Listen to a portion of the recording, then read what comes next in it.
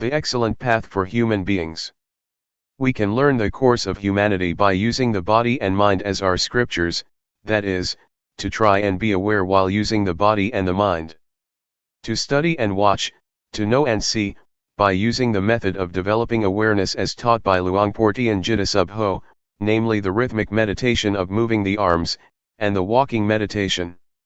To intentionally make movements, in order to first see the body, which is coarse, and later on, to see the mind or to see thought, concocting things up. Let's compare developing awareness with a child learning how to write. When the teacher writes an A, or a B, on the blackboard, the child remembers it and can write it too. Studying and knowing about the body and the mind is similar. First, we have to train in awareness to see the body and mind clearly, then we will be able to use awareness well.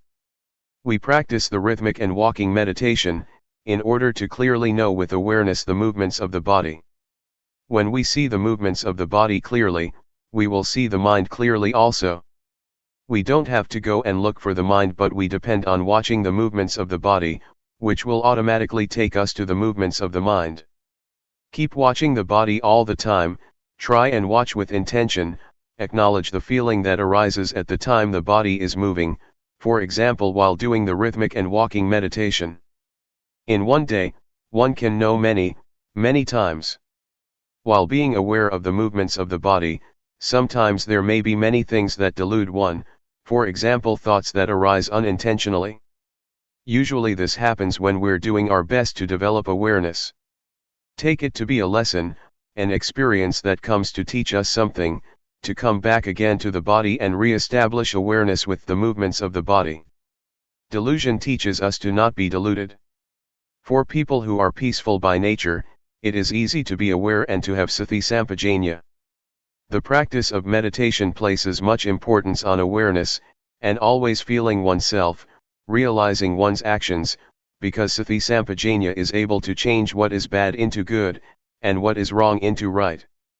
One who is aware tends to do what is good, because awareness is the source of sila, samadhi, and panya. So, we find a method to study and understand our minds by watching both the body and the mind.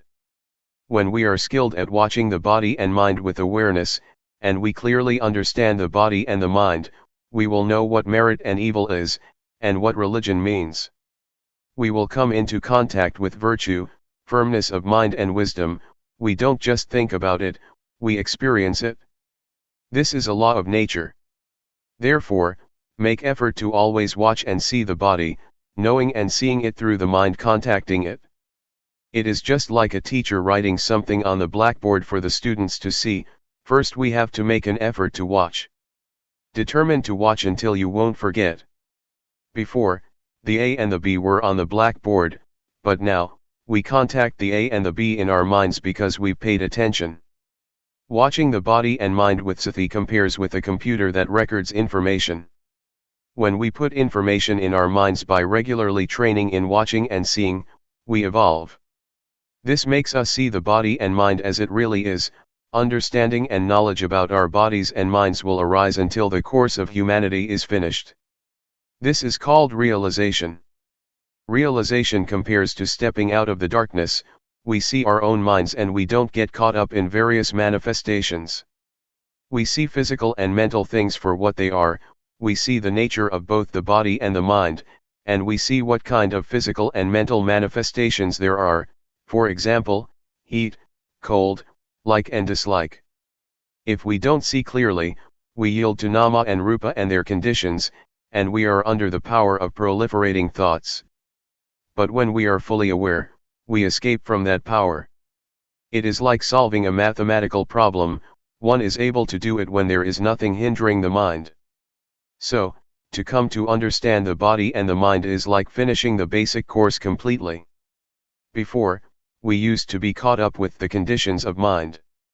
For example, being the one who is hot, when feeling hot, being the one who is cold, when feeling cold, being the one who is hungry, when feeling hungry, or being the one who endures pain, when feeling pain. We were the one who is caught up with all those manifestations. This is called to yield to conditions, letting them be the boss. When awareness arises, those things cannot be the boss any longer because we see that they are just conditions of the body and mind. Anger, for example, is a condition, it is not permanent and it doesn't have any essence. To see like this, is therefore comparable to the arising of a magic eye, that receives and knows the expressions of the body and the mind. The magic eye means, to be fully aware and to see that Rupa Dhamma, and Nama Dhamma, are subject to the three characteristics, of impermanence, valuelessness, and non-selfhood. Then, we're able to let go of body and mind. This is similar to not having a whole lot of rubbish scattered all over the place, as we did before. Whatever happens to the body and the mind, we throw all those conditions of body and mind into the three characteristics of anajjung, dukkang, and anatta. Before, we had lots of garbage which was a hassle, there were stains of suffering, stains of anger, of desire, of delusion, of love, of hatred, of heat, and cold. But now, we don't have all that rubbish anymore. It is merit to see impermanence or to see the three characteristics. Merit here, refers to seeing the conditions of body and mind, and to be able to use the body and mind in one's life, in the right way. Evil is to not know the conditions of body and mind, it is compared to darkness. Such a person is considered to be uncultivated, both the body and mind are undeveloped because one allows proliferation to be in charge. This makes one hold on to anger, lust, and delusion.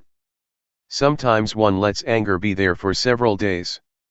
When we clearly see and realize the body and the mind like this, we are no longer uncultivated, we are high-class people. Religions deal exclusively with people, they are teachings about the body and the mind. We all have a body and a mind. Both merit and evil can be found within us, in our actions. When we practice up to this point, Rupa and Nama, or the body and the mind, treat each other in the right way. Before, the body and the mind were oppressing each other all the time, for example when hot or cold feelings would arise in the body, the mind would suffer, or when anger would arise in the mind, the body would be uncomfortable. They would oppress each other all the time. But now, we see the body and the mind relating to each other in the right way, because awareness is there to watch them. When we know this much, we have a foundation in practice and we make continuous progress. It is similar to passing elementary school with good marks, and thus having the opportunity to study in high school. Having a foundation means that we're fluent in watching proliferation arising, this makes us see the concoction that's going on. When the state of seeing arises, we don't get carried away with the proliferation that arises. This seeing is an important principle because it is able to smelt and digest all of the defilements. This compares to studying well and being able to read and understand the meaning. From the state of continuously watching, we come to see convention and suffering. The state of watching gives rise to fluency, it is like having a good tool, it makes us proceed on the road of life all the time, and we don't get to a blind alley. Not seeing suffering, or the suffering connected with the body and the mind makes us grasp onto it, all of which is a burden.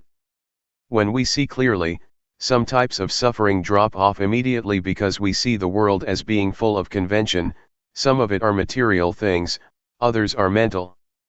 Even language is convention, the world is full of it. It is called the conventional norm. In the past, I learned many superstitious chants, I used to sit and recite them at night. I had verses for making holy water, for going into the forest, for dressing, for eating, for leaving the house and for catching cows and buffaloes, for all of it. It was over the top. The happiness I got from it was little, if any. It is like a trader in kapok or fiber, he or she gets little money. In terms of merit, it is little merit and it is not lasting. But now, I'm no longer a trader in kapok or fiber, now I'm a trader in diamonds and I get loads of money. Seeing convention makes one able to completely give up on those verses.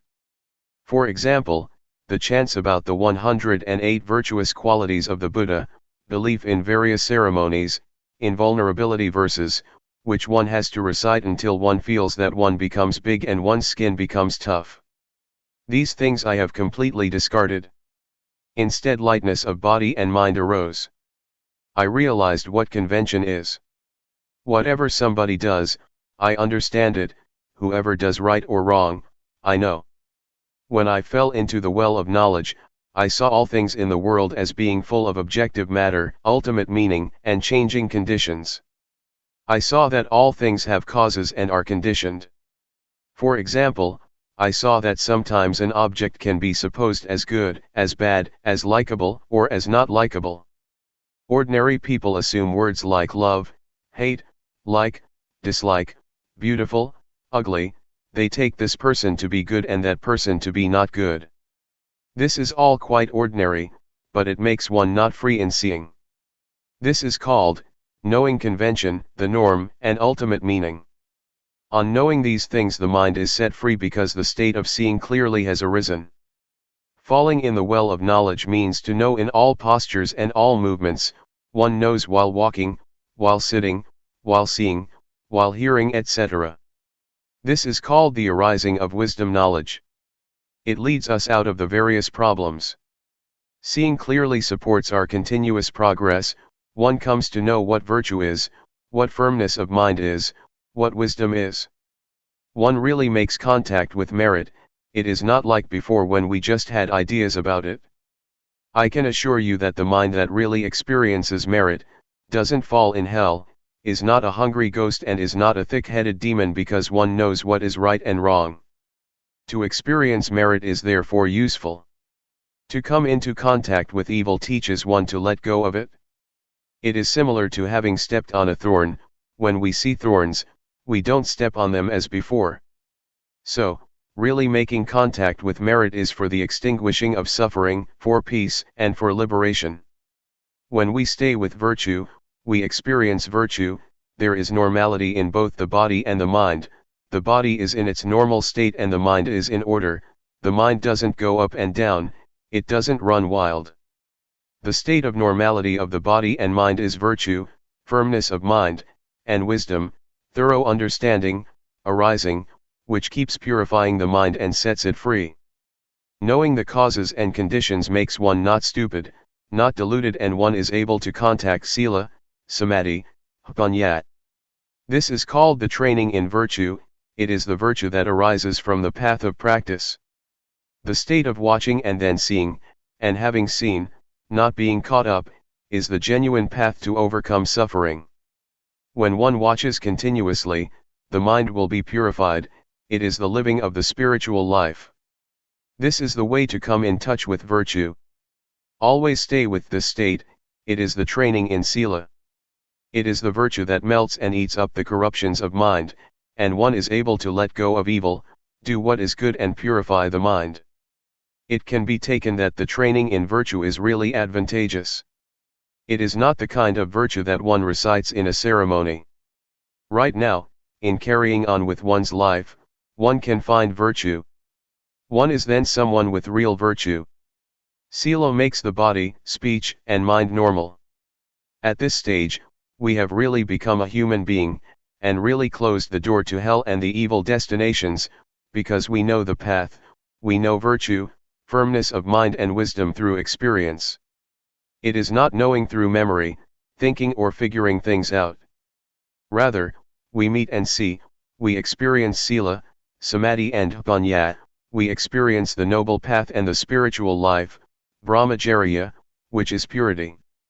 Before, it was as if there was more than one person inside, one person was the watcher, one person was the thinker, and the one who made movements was still another person. But now, in the state of watching, all three come together as one. The state of watching arises, when developing awareness with the movements of the rhythmic and walking meditation, it makes it easy to know and see the movements of the body and the mind, the concocting thoughts.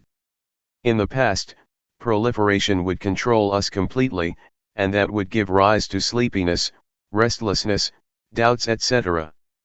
But with awareness, we are able to conquer proliferation, and those mind states no longer exist anymore.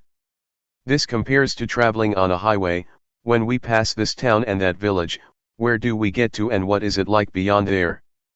Well, nobody has to tell us, we know, see, and experience that for ourselves, naturally. Next, one comes to know, see, and experience what angels are. Angels are people who are ashamed of doing anything that is evil.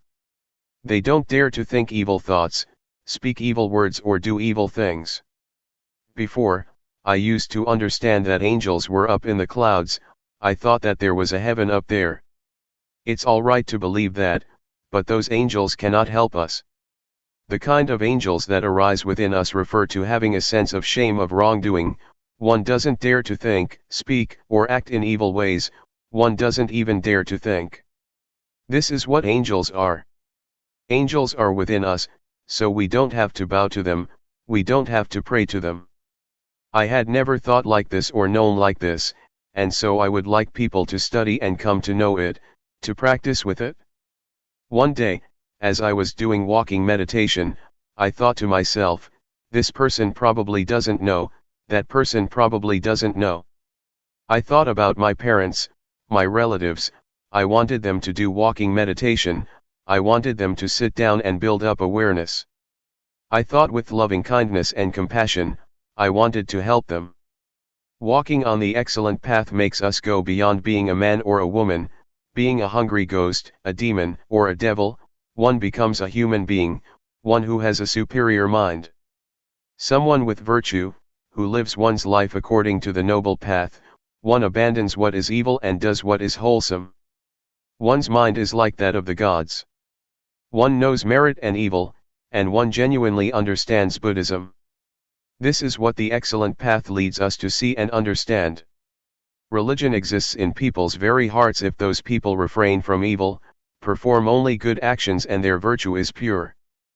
But if one still thinks in evil ways, it can be taken that one hasn't reached Buddhism, even when one recites the words Buddhang, Dhammang, Sanghang, Saranang Gacchami, I take refuge in the Buddha, Dhamma, and Sangha. Religions teach people not to have suffering, religions teach people to do good. If one is still suffering, one is not reckoned as one who has reached the religion.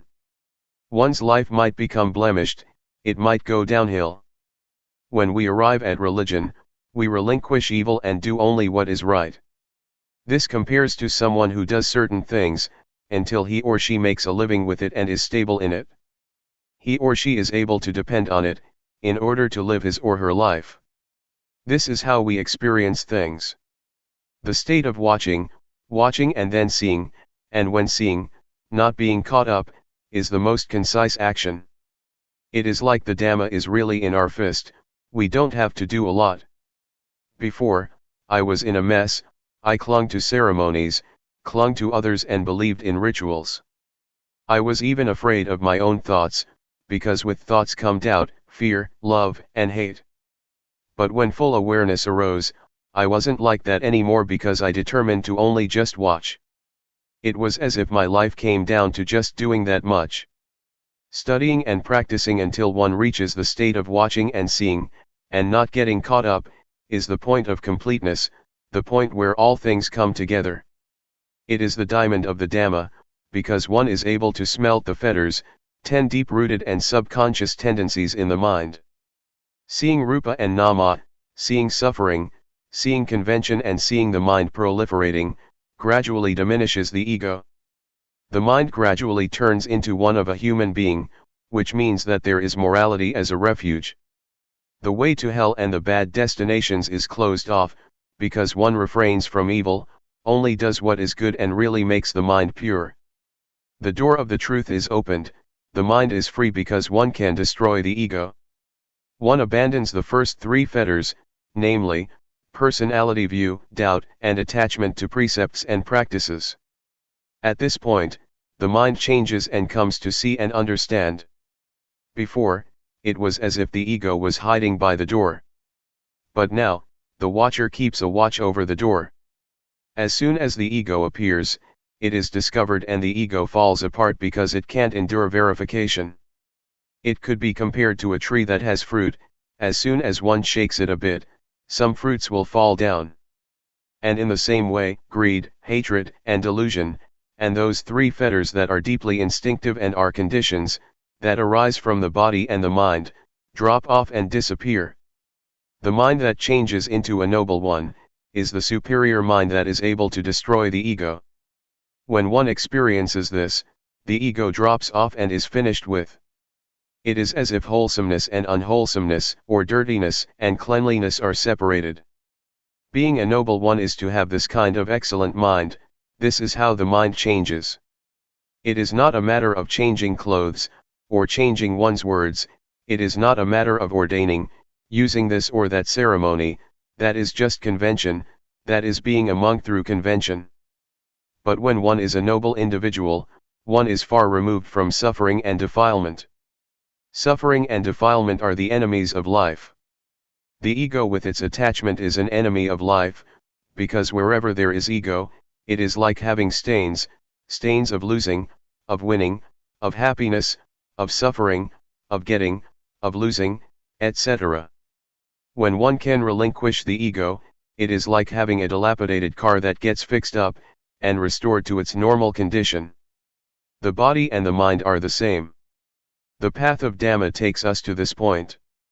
It is the excellent path, it is number one, it is the superb path of life.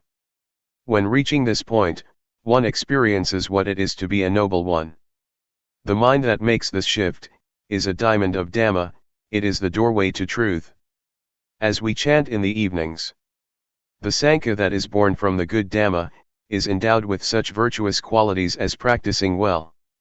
Being born from the good Dhamma, is right here, the noble Sangha is born right here, it is born from developing awareness, until one reaches the very state of watching and seeing, and on seeing not being caught up.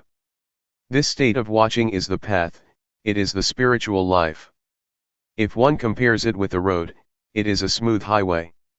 Lust, irritation, conceit, and attachment to views and opinions, that one used to have and was caught up in, dry up. Comparable to fruits that are, all shriveled up, still in the tree. Purity arises, it is high sila, high samadhi and high panyat. It is the aggregate of virtue, firmness of mind and wisdom, and they get better all the time. The body doesn't do anything bad, speech doesn't say anything bad, and the mind doesn't think anything bad. One is separated from evil and one gets further and further removed from enemies. Suppose, before, we were driving very slowly along a bumpy road full of holes. As soon as we get to the smooth highway, we can drive at ease and we don't get stuck, we can keep going. One becomes skilled at being in the state of watching, seeing because of watching, and on seeing not being drawn in, it becomes more and more an art. Whatever one does, if one is an artist, one can do it excellently.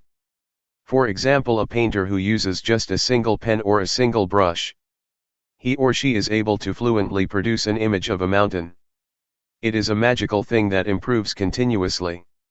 I try to bring up comparisons through using convention, because the truth is sometimes hard to put into words. When the state arises where there is supreme virtue, firmness of mind and wisdom, the supreme spiritual life and supreme purity, one abandons the various things that used to intervene, both in the body and the mind, it changes altogether. Whatever passes, whatever one experiences, one really knows and sees it for oneself. It is like when we finish something, we know that it is finished. One reflects on the Dhamma that one knows and sees and liberated one, how did it arise? There is more and more a sense of separation and reflection, happiness and joy arise. It is comparable to being pulled along by a current, going to the sea, one doesn't have to make any effort. Or it is like a strong man, he is able to lift up weights immediately. It is the same with the paths and fruits of practice, from the first stage of enlightenment upwards. It is smooth and refined. This can destroy the ego, and the defilements starve. At this stage, no perception arises and there is no deluded identification. It feels like it's hard to think and get carried away. To go back and think in ways that make one be something or other, makes one's hair stand on end. Anyway, neither the mind nor the body would be caught up in it. The corruptions of mind shrink back. One can no longer think like that. Old perceptions have disappeared. It is as if one is born anew. Having arrived at this point, it seems as if the ego is gone. There is nobody left. The self has been burned up by knowledge. It is like shriveling up. It is the ending of all perception. The mind is free. It is as if a state arises that is parted and disconnected. It looks vague and indistinct. The five aggregates that one used to cling to, that were the germ, now don't get anything to eat and so they starved and a separation takes place. Before, form, feeling, perception, volition and consciousness would work together, but they would each have their own function. Now, they dried up, everything shriveled up, as if they had become loose and come apart. Sometimes I would still be deluded enough to connect them, but they wouldn't hold together. Even when connected, there were only just processes. All speech and all thoughts were purely just processes only. It was the end of proliferation in life, the finish of craving and attachment. When reaching this state, one knows that the paths, the fruits of practice and nibbana, really do exist. One knows that non-birth, non-aging, non-sickness, and non-death, really do exist. Luangpor Teean knew this matter, right at this point. The Buddha, the Dhamma, the Noble Sangha, the paths, the fruits, and nibbana, really exist. We are really able to be liberated in this lifetime. Teaching people to know this matter, can be taken to be the greatest thing in the life of human beings. It is better to teach people to reach this final goal than to teach generosity, because this leads to the end of suffering, the end of being. This is the most excellent thing. If this state arises, then help to support this teaching. If there is nobody to talk about it, there won't be anybody to listen to it, and the Dhamma will completely disappear. I consider talking about the truth to be my profession. When one takes the truth as one's profession, one has to talk. If nobody shows people how to practice, it will be the end of the truth. If you are interested to study and practice, I will arrange food and a convenient enough place, a hut or a meditation hall for you to use, so you can try out training yourself. Before, I used to live out in the country, far from civilization. When many people would come to practice, there would be a problem. Sometimes there would be a deficiency of things, which would make it inconvenient for the practitioners. But at present, I have a place, and if you're interested, I will look after things. I will be your friend as far as I can. We will share happiness and suffering. Don't suffer by yourself. I'm sure that I won't lead you along the wrong path, because I have discovered the path to some extent. When seeing suffering, one discovers suffering. When seeing something that is wrong, one overcomes what is wrong, and when one discovers the path, one can reach the final destination. No matter whether you are ordained as a monk or not, I have a place prepared for you.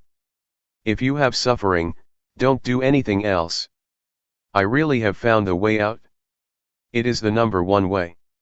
Reflect on this, but you shouldn't just use reasoning. You shouldn't create conflicts or just have blind faith.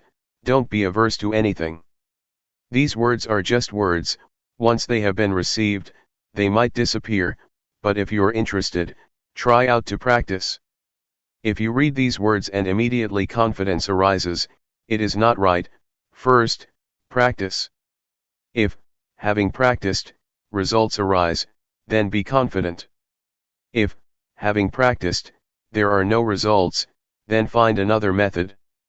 Meditation is something that has to be tried out through practice. When one experiences it by oneself, one's actions will sort things out. or destine the course of one's life, by themselves. It is not a matter of figuring things out or memorizing, one must put things into practice and one must experience things for oneself.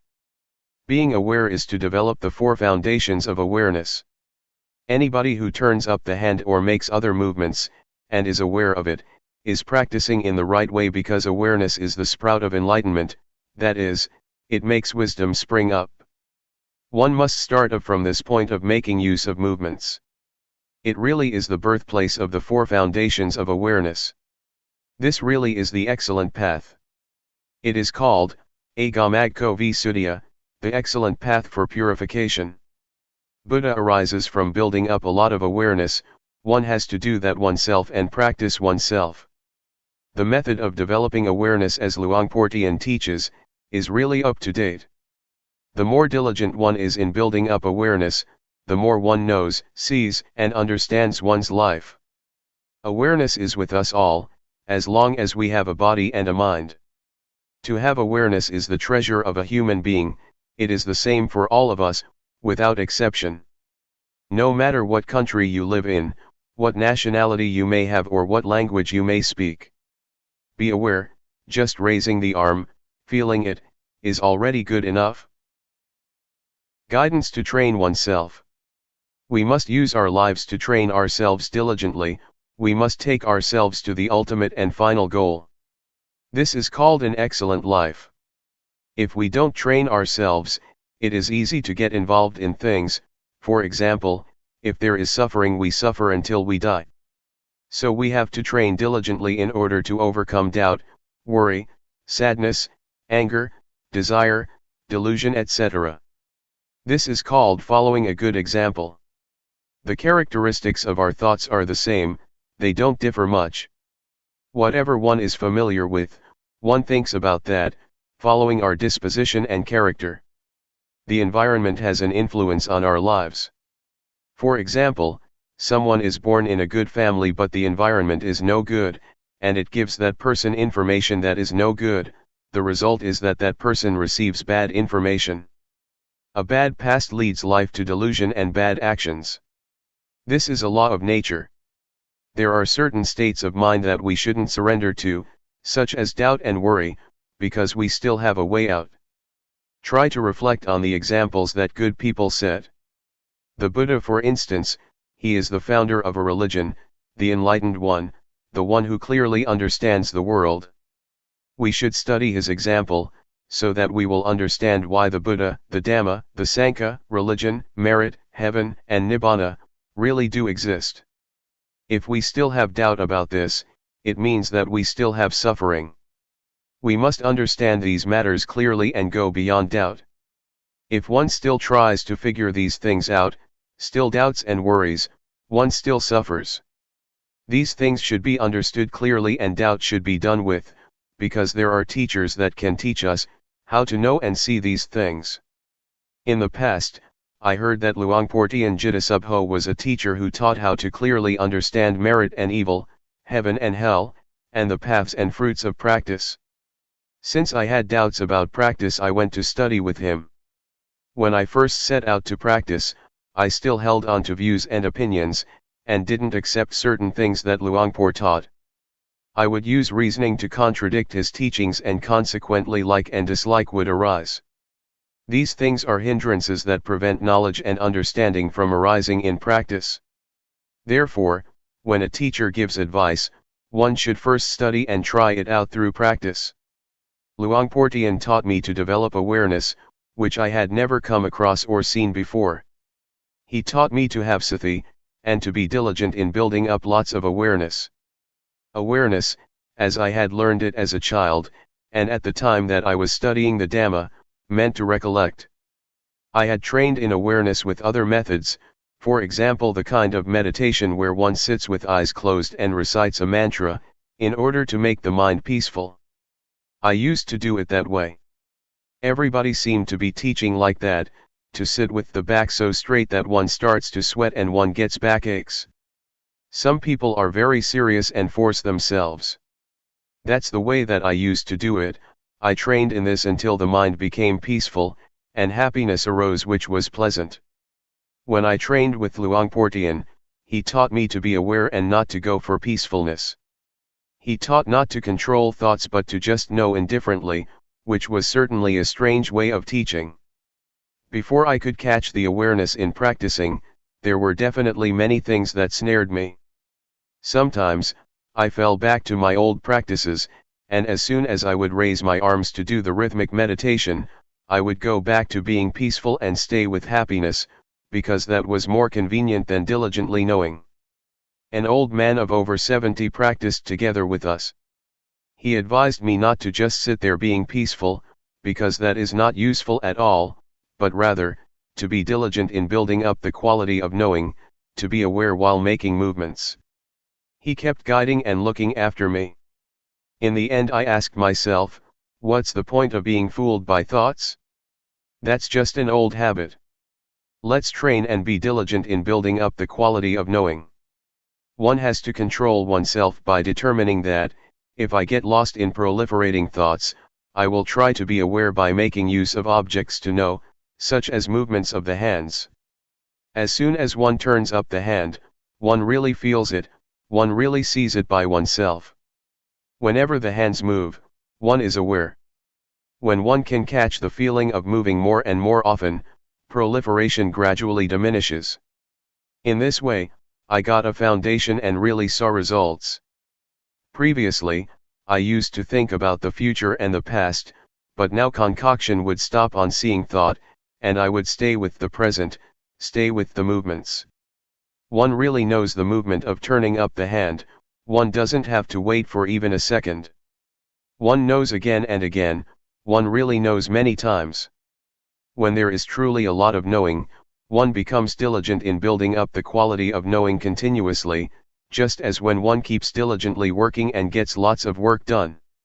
So, if one really catches the quality of knowing, and one is really diligent in building it up, one gets plenty of knowing. It is useful to have lots of knowing, because whenever one gets lost in thoughts, going all the way into the past or the future, the quality of knowing pulls one back, so that one doesn't easily flow with thought. Whenever one is swept away with proliferating thoughts, one immediately comes back, one is really able to come back. We're able to train and give rise to the quality of knowing in the various postures, for example, while doing walking meditation, or making movements with the arms. Whatever you take hold of, know it. The breathing, know it.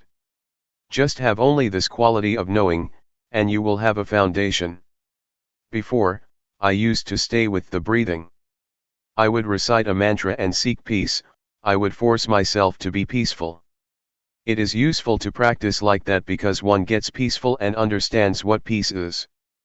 But when I reached this state of knowing, I understood that the state of being aware and awake is something different from peace altogether. Awareness gives rise to knowing, one doesn't stay with peace.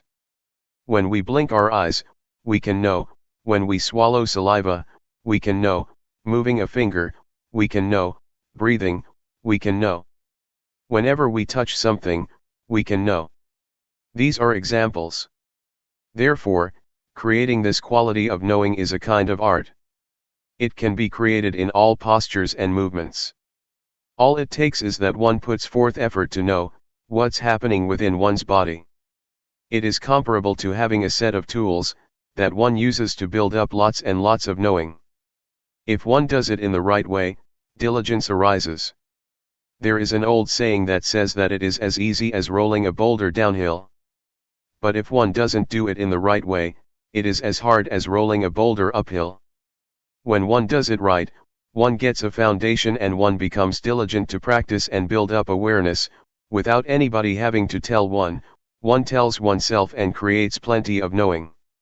One becomes diligent to know in using one's daily life, always trying to find ways to be aware. Even though at times people or friends cause us to get lost, we make effort to avoid that. We are careful to take the chance, to know for ourselves the things that arouse knowing, nobody has to tell us. It's like working, when we do it right we are diligent and fluent, but if we don't do it right it's like banging our head against a brick wall. We know and see for ourselves what delusion is like and what knowing is like. We know and see what the advantages and disadvantages of knowing and delusion are. And so, we prevent and deal with things automatically. One has the answers oneself and doesn't have to ask anybody. If there is a lot of knowing and one knows for long periods of time, one will see the conditions of the body, because the quality of knowing is the one who watches the movements. However, this doesn't mean that one will see this immediately, because sometimes, as the body is moving, instead of just seeing the body, there are things that make us get lost, for example, feelings that arise due to unintentional thoughts, or various moods, either coming from the body or the mind. These things incite us to get lost, but we don't. These things are there, but now we have seen that they are just feelings. People who have trained in meditation before, will just meet with coarse feelings, and the refined feelings that exist in the body and the thinking mind, they won't see. If we build up the quality of knowing until it is the boss, it will be able to distinguish delusion from knowing, even though delusion, proliferation, was in charge before. We will be able to pass through subtle feelings without having to get involved. It compares with traveling and passing through various villages. We leave this and that town behind us, and pass through without getting involved. But someone who easily loses awareness, is incessantly interested in the thoughts that come up, reasoning in every way, and loses a lot of time by thinking. Like, dislike, and all the rest of it arise. This is someone who is not determined to walk the path. The Buddha said that, someone who is heedful is awake when others are asleep. Such a one leaves foolish people far behind, just as a well-trained horse leaves a horse without strength behind. Not getting involved with proliferating thoughts that arise is like this: one moment of knowing is to be removed one moment from not knowing, from delusion. One gets further and further removed and one becomes skilled in knowing. It is easy to know. Before, it was easy to get lost, but when one trains oneself it becomes easy to know. The feelings and the various thoughts that make the body move are nama dhamma. When the quality of knowing sees this, one understands the body.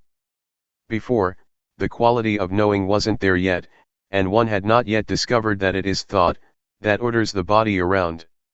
One assumed that there was a self that was moving.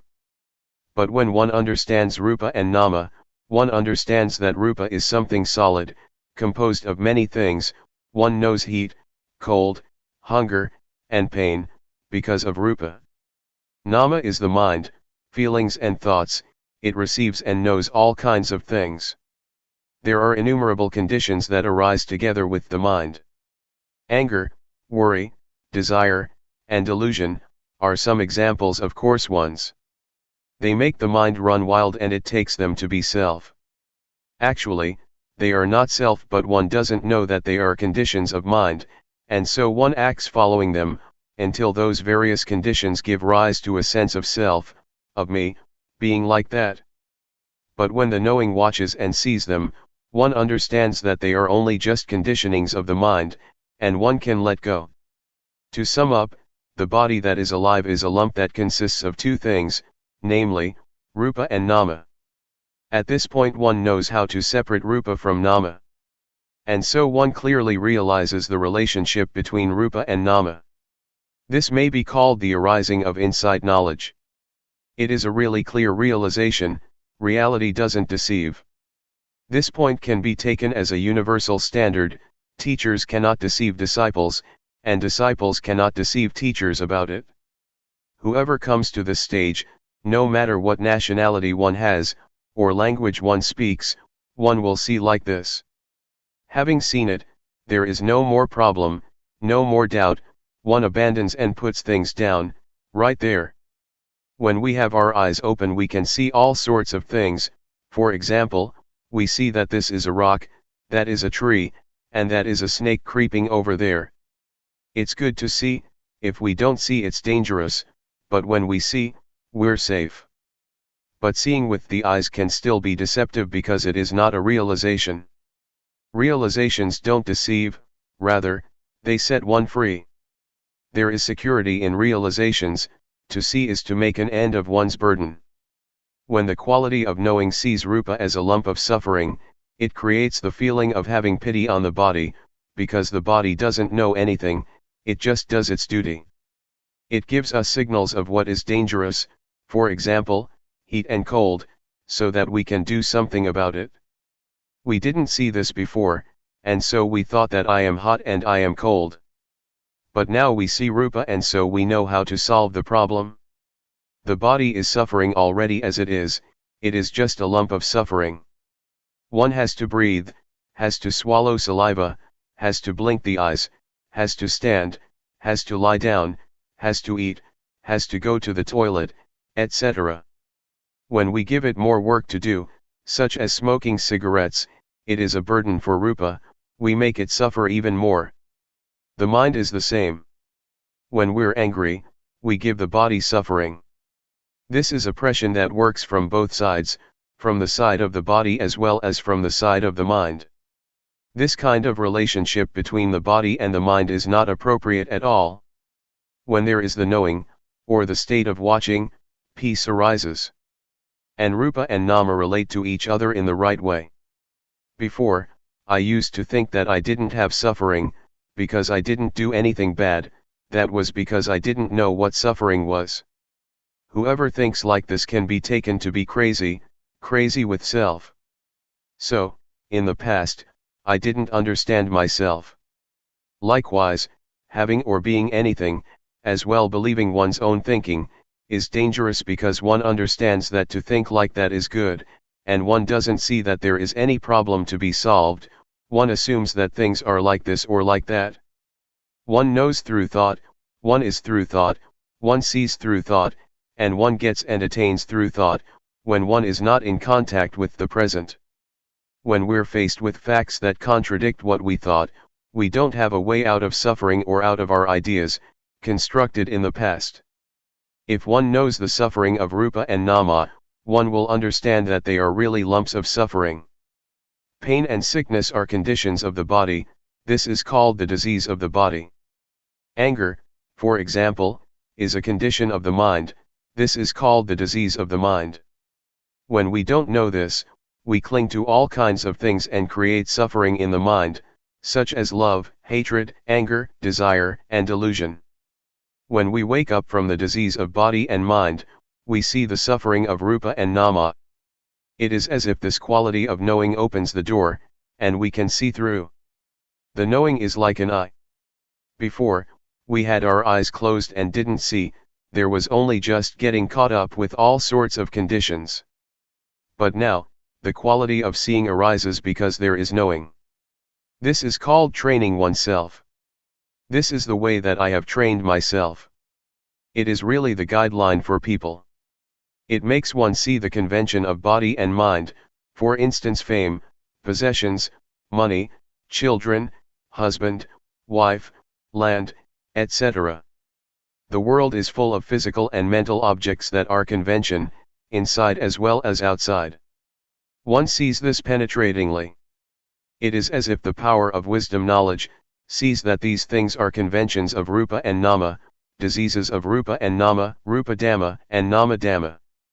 Before, we didn't see these states, and so we got caught up in all kinds of conditions. Knowing convention makes one feel light. In the past, I used to go for all sorts of things, superstition, verses, chants, and I believed in rituals. On performing some of them fear would arise, others would make me bold, doubtful, happy, or sad. I ended up with nothing because it's all nothing but convention. A thing is sometimes assumed to be likable and sometimes not likable, it can change, and we go for it all. When I came to see Rupa Nama and convention, I felt light. It is not like ordinary seeing, but when one sees, suffering disappears. The gross kind of suffering, such as suffering that comes from foolishness, delusion, and stupidity, really disappears. It compares to having finished one's studies, one is able to read and write, doesn't get stuck, has enough knowledge and is able to stand on one's own feet. What I'm talking about is a universal standard, it is a fixed formula, just like mathematical formulas, 2 multiplied by 5 is equal to 10, not 11. When all this knowledge arises, one knows what other people are saying, one knows the objects that one looks at, there is just knowing and joy. It is insight, because one now has the eye that sees the Dhamma. It is fun to watch, whatever one looks at, one hits it on the spot. Both material and mental phenomena, inside as well as outside. Whatever happens to the body and the mind, one knows immediately, and one leaves it behind without hesitation. Before, when something would come in contact with the mind would ripple. Now the mind doesn't ripple, rather, the object that comes into contact with the mind is set free. When I was still a layman, I went to practice Dhamma at the Budayana forest, in Loei province. I had to use a wooden platform from a nearby monastery, and I bought a plastic sheet to make a roof. Tattered monks' robes were used as walls, because in July there is plenty of rain. As I was practicing, somebody told me that I should understand Rupa Nama, because he saw me practicing for a long time without understanding it. Some people said that they knew, just practicing for a week, and they knew Rupa Nama. But I practiced for 2 whole weeks and still didn't know it. I thought to myself, I really have to see it in my mind, I'm not going to just remember others' words or figure it out with my own thinking. That's how Luangpor Teean taught, he taught to practice and see it for oneself. Next, I thought, Luangpor Teean used to say that he had made large offerings to the monastery, including building a ceremonial hall, all by himself. But I am a poor man, I didn't do all that. I probably don't have a chance to realize the Dhamma. These thoughts made me feel inferior and doubtful.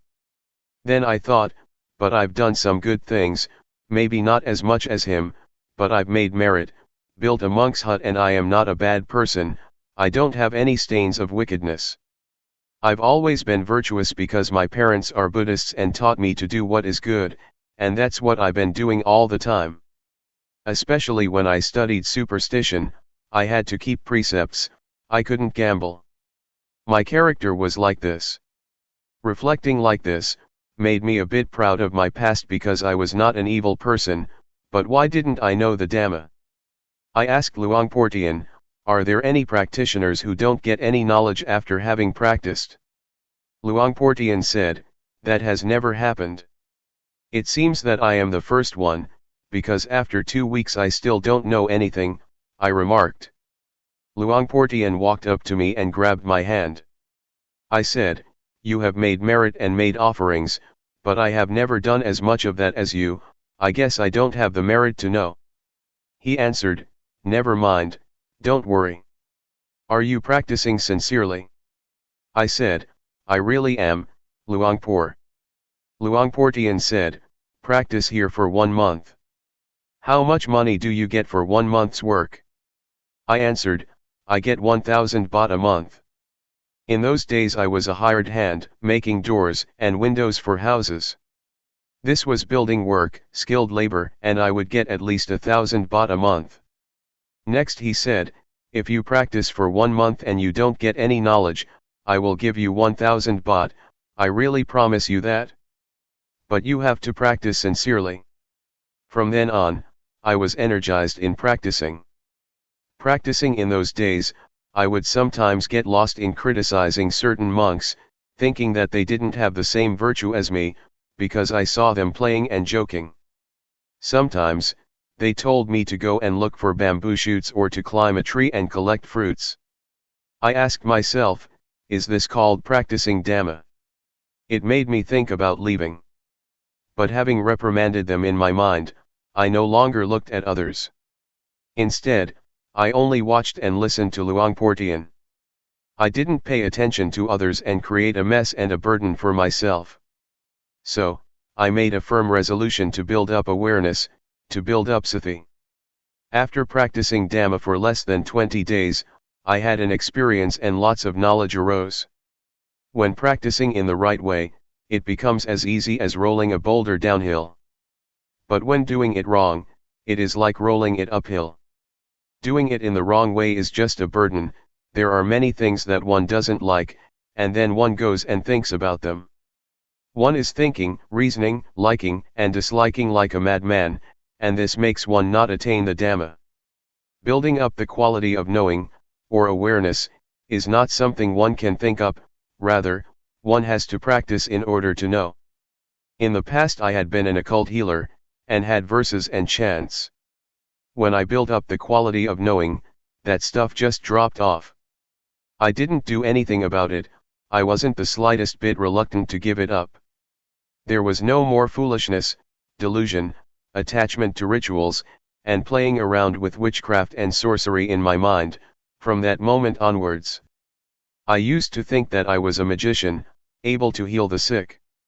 An invulnerability chant has to be recited until one feels that one's body swells up, and becomes so big that it squeezes against the walls, or until one perceives a razor blade as a blade of grass. Then one has reached the end of the recitation. To do this well, one has to recite often. Magic chants depend on recitation, they depend on training in psychic powers. Sometimes I would chase off ghosts, I would cut off their heads with a sword, making a loud sound. I've done that for many people. When I built up the quality of knowing, I stopped doing all that stuff.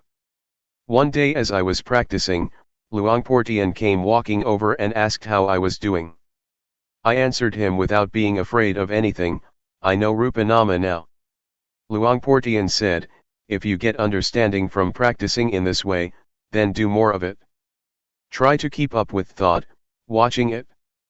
This refers to unintentional or sneaky thoughts. If no thoughts occur, then watch the movements of the body. Whenever thoughts arise, be in time to watch. Luangpor taught me to work with the mind, to watch both the body and the mind with awareness, to watch and see suffering, suffering of Rupa and of Nama, to watch and see physical and mental phenomena, and convention of Rupa and Nama. When proliferation arises, one shouldn't give it priority. One should do one's duty of watching the movements of the body and the thoughts in the mind. One shouldn't give attention to thoughts that come up by themselves. Build up awareness that is in time with the thoughts arising. When one knows the thoughts in time, one doesn't incline to go with the arisen thoughts. So, it is our duty to build up awareness. When one builds up more and more awareness, in the end it suddenly meets up with thought. It is as if one opens the door and collides with thought. At the moment a thought is about to come up, we are lying in wait at the door. As soon as the thought arises, whack, we know it in time. It's like a surprise, and the thought fails to establish itself. This makes one see how wild concoction is, sneak thoughts, and it makes one see the origin of suffering. This is not like ordinary knowledge, it appears in an electrifying flash. I definitely have seen thought clearly. Before, we got carried away with thoughts, sankhara, which are the cause of suffering. We wandered here and there with thought, and we got lost in it. One is not free because of thought. To give an example, a thought arises and one becomes afraid, one starts to think about something and one proliferates defilement and craving. We didn't see this clearly before. When I came to practice with Luangpor Teean, I clearly saw how bad mental formations are. It's like a dog chasing a deer, we were able to follow and keep up with the things that deceived. It is comparable to somebody who plays tricks, they have fun in deceiving people, but as soon as we see what they're doing, and we keep up with their tricks, we then know that it is nothing at all. They really can't deceive anyone who realizes what is going on. There are two kinds of thinking, namely, first, unintentional thinking. This is illusion, it makes one get lost, on thinking one is led along the wrong path. Second, intentional thinking, never mind about that, one deliberately thinks about something well, one makes use of thought and having finished thinking, that's the end of it. Intentional thinking is crystal clear, it makes one understand merit, demerit, and the nether realms, one experiences these things clearly. I can 100% guarantee that, by understanding like this, one closes the door to the lower realms. One can be said to be a human being. In the past I was still just a person, because I didn't see convention, I didn't see Rupa Nama. But when I could keep up with thought, I stopped being merely a person. I had more happiness than before, I no longer played about like before, it was as if I had reached the shore, to some extent. If one compares it to a trader, I was a trader in diamonds and got heaps of money.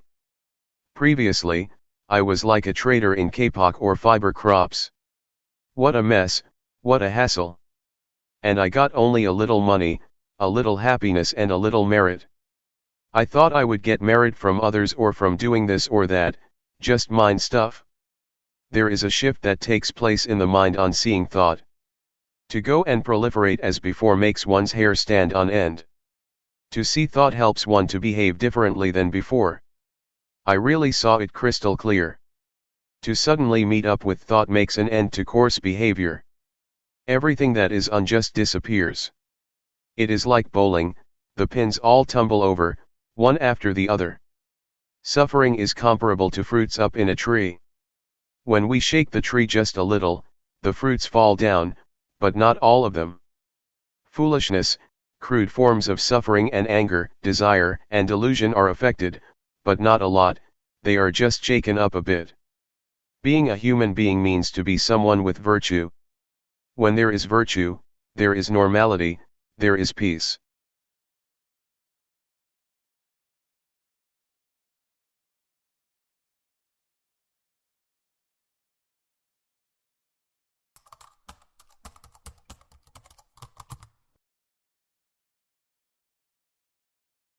May all beings be at ease, whatever living beings there may be, whether they are weak or strong, omitting none, the great or the mighty, medium, short or small, the seen and the unseen, those living near and far away, those born and to be born. May all beings be